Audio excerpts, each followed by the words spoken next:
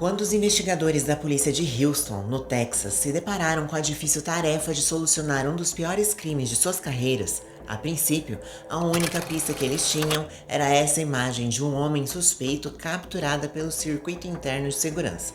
De início, o homem pode ser visto entrando em um elevador, até que, 23 minutos depois, ele é visto novamente deixando o complexo de apartamentos onde o crime ocorreu completamente tranquilo, como se nada tivesse acontecido. No entanto, nesse pequeno intervalo de tempo, as autoridades sabiam que ele havia assassinado a jovem Shelby Thornburg, de 20 anos de idade, de maneira cruel. Vocês devem estar imaginando que, com as imagens capturadas pelas câmeras de segurança do complexo de apartamentos, seria fácil localizar e prender o responsável pelo homicídio, certo? Na verdade, a polícia de Houston também pensou dessa forma no início. No entanto, vocês verão no decorrer desse vídeo que as autoridades estavam completamente enganadas. Esse caso é um dos maiores quebra-cabeças que a polícia americana já enfrentou. Todos os detalhes dessa história transformaram esse em um dos crimes mais misteriosos do século XXI. Olá pessoal, bem-vindos ao canal Casos Criminais. Meu nome é Lilian e hoje eu vou contar para vocês o caso de Shelby Thornburg. Aqui nesse canal contamos casos sobre crimes reais, misteriosos e histórias de arrepiar. A melhor maneira de nos apoiar a continuar produzindo esse tipo de conteúdo é se inscrevendo no canal e deixando o like no vídeo.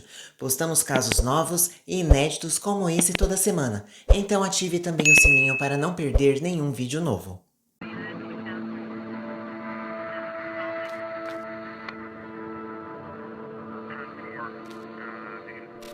Conhecida como a quarta maior cidade dos Estados Unidos, Houston é um lugar bonito e vibrante para se viver. Palco de grandes estádios esportivos, teatros e cinemas. A cidade também conta com diversificada gastronomia, atrativos que transformam a metrópole em um ótimo lugar para encontrar os amigos e dividir bons momentos. Porém, nas primeiras horas do dia 5 de novembro de 2015, a comunidade local acordou com uma terrível notícia. Às 21h54 do dia anterior, a polícia de Houston recebeu a ligação de um namorado desesperado. Ele ligou para as autoridades para reportar que, após tentar entrar em contato com sua companheira várias vezes, sem resposta, decidiu ir até seu apartamento e encontrou uma cena horripilante. Caído na sala de estar estava o corpo de Shelby Thornburg, de 20 anos. O namorado afirmou ainda que estava claro que aquilo não havia sido um acidente. Shelby havia sido assassinada. Viaturas de polícia foram enviadas ao local e os detetives encontraram uma cena caótica. Uma cama de solteiro havia sido colocada na sala de estar, próxima ao sofá. Nessa cama, eles encontraram o corpo sem vida da jovem, com um corte profundo no pescoço que quase separou sua cabeça do corpo. Shelby também foi encontrada nua e de bruços, o que indicava que ela teria sofrido um abuso sexual. Ela também apresentava ferimentos defensivos nas mãos, ferimentos característicos a uma vítima que havia tentado reagir. O assassinato chocou toda a comunidade, sobretudo as pessoas próximas a Shelby. Mas antes de tentarmos descobrir quem era seu assassino e o que o motivou a cometer esse crime horrível, vamos conhecer quem era a jovem Shelby Thornburg. Shelby nasceu em 18 de agosto de 1995 no condado de Wasey, Texas, filha caçula do casal Leslie e Robert. Infelizmente, Shelby e sua irmã mais velha, Christina, cresceram em um lar conturbado. Desde pequenas, o pai das meninas foi preso por razões desconhecidas e sua mãe, que era viciada em drogas, teve que criar as filhas sozinha.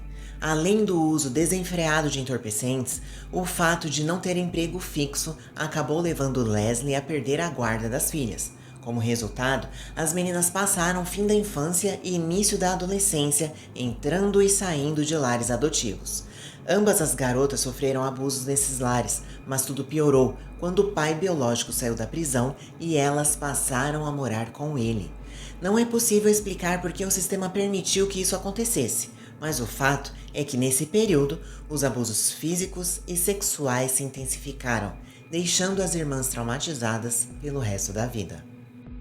Como resultado, Shelby sofreu com depressão e acabou ganhando muito peso no final da adolescência. A garota estava muito infeliz e desconfortável com sua situação naquela época. O fato dela estar muito acima do peso acabava com seus sonhos, já que desde pequena Shelby dizia que queria se tornar uma modelo de sucesso. Entretanto, com o apoio de sua irmã Christina e sua determinação, Shelby conseguiu fazer uma dieta restrita focada no emagrecimento. Ela também frequentou a academia e se dedicou tanto que chegou a perder quase 50 quilos em menos de um ano. Sua transformação trouxe de volta a Shelby a alegria de viver. A essa altura, havia diversos motivos para ela estar feliz. Ela se mudou da pequena cidade onde morava com o pai e alugou um apartamento em Houston. Lá, ela também conheceu e começou a namorar um homem chamado Marcus Dwayne Johnson. Tudo estava melhorando na vida de Shelby e parecia que a jovem havia deixado seus fantasmas para trás. Infelizmente, mal sabia ela que seu pior pesadelo ainda estava por vir. Antes de continuarmos com o que aconteceu naquela noite, é preciso dizer que, devido à perda de peso, Shelby estava desesperada para fazer uma cirurgia e retirar o excesso de pele que ficou após seu emagrecimento. Sem um emprego à vista, pelo menos não um que pagasse o suficiente para fazer a cirurgia, Shelby acabou se envolvendo no mundo da prostituição. Acontece que o homem que alegou ser seu namorado no início do vídeo, Marcus Dwayne, era na verdade seu cafetão.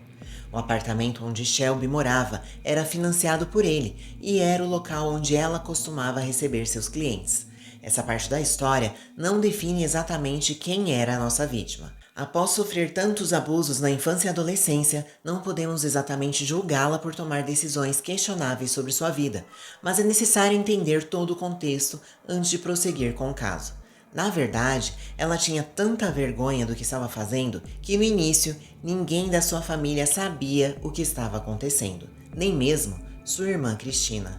Era Marcos quem arrumava os clientes e organizava a agenda de Shelby, direcionando-os ao apartamento e ficando com uma boa parte do dinheiro que ela ganhava. Shelby chegou a ser presa 2 vezes em 2014 por acusações relacionadas à prostituição. Sua irmã, obviamente, descobriu seu segredo sombrio e tentou ajudá-la a sair dessa vida. Em uma conversa entre as duas, pouco antes de sua morte, Shelby garantiu à irmã que deixaria a prostituição em breve, dizendo que aquele não era o futuro que ela havia planejado. No entanto, antes que ela pudesse concluir seus planos, algo terrível aconteceu com a jovem cheia de sonhos. Após tomarem ciência de seu envolvimento com prostituição e ficarem a par da dinâmica do relacionamento de Shelby com Marcos, as autoridades decidiram buscar evidências que apontassem na direção de seu assassino. Marcos se tornou o foco das atenções na tentativa de descobrir se algum dos clientes encaminhados por ele ao apartamento seria o responsável pela morte da jovem. Após horas de interrogatório, Marcos garantiu que não fazia ideia de quem seria o assassino. Ele disse que a maior parte do contato que ele tinha com os clientes era através do telefone. Por esse motivo, não conhecia a maioria deles. Ele também forneceu um álibi irrefutável para a hora em que o crime aconteceu. Sem muitas informações que apontassem os detetives para a direção correta, as autoridades decidiram examinar mais de perto a cena do crime. Peritos determinaram que quem quer que tenha cometido o crime foi extremamente meticuloso. Ele teve tempo e planejou o homicídio em seus mínimos detalhes. O assassino foi tão cuidadoso que, apesar de ter feito sexo com a vítima, não deixou para trás nenhuma amostra de DNA, nenhum fluido corporal, nem mesmo sequer uma impressão digital. A única pista que as autoridades tinham para trabalhar era a filmagem do circuito interno de vigilância, onde um homem branco, vestindo bermuda, camiseta, tênis e óculos escuro, era visto entrando e saindo do complexo de apartamentos. Os investigadores entrevistaram todos os moradores do prédio e visitantes que foram ao complexo de apartamentos na hora em que o suspeito foi visto entrando e saindo do local. Infelizmente, ninguém o reconheceu. Algumas pessoas chegaram a dizer que lembravam-se de ver o homem saindo do elevador, estranhamente usando óculos escuros naquela hora da noite. Mas ninguém o identificou como alguém conhecido ou que já havia visitado o complexo de apartamentos antes. O vídeo capturado pelas câmeras de segurança também foi divulgado ao público, mas apesar dos apelos e da recompensa oferecida pelas autoridades, nenhuma pista que levasse ao paradeiro do suspeito foi encontrada. No telefone celular de Shelby, a polícia encontrou conversas que ela estava mantendo com um homem que encontrou seu perfil em um site criado para divulgar serviços sexuais. Pelo conteúdo da conversa, bem como pelo horário marcado por eles para o encontro, ficou determinado que aquele homem era o mesmo capturado pelas imagens. A cronologia das mensagens trocadas por Shelby naquela noite indicavam que tudo estava indo bem. Às 19h50, ela recebeu uma ligação de uma amiga que não atendeu, mas enviou uma mensagem em seguida dizendo que estava prestes a receber um cliente. Às 20h06, o cliente mandou uma mensagem dizendo que chegaria em 20 minutos, ao que Shelby respondeu com um ok. Às 20h34, o cliente mandou uma nova mensagem dizendo que havia chegado. Essa mensagem foi enviada na mesma hora em que ele foi visto entrando no complexo, mexendo no celular. 6 minutos depois, às 20h40, Shelby enviou uma mensagem para Marcos que dizia: tudo ok. Marcos explicou que aquela mensagem era um código pré-definido por eles e significava que tudo estava indo bem e ela se sentia segura com o cliente. No entanto, a autópsia determinou que Shelby foi morta minutos após enviar essa mensagem.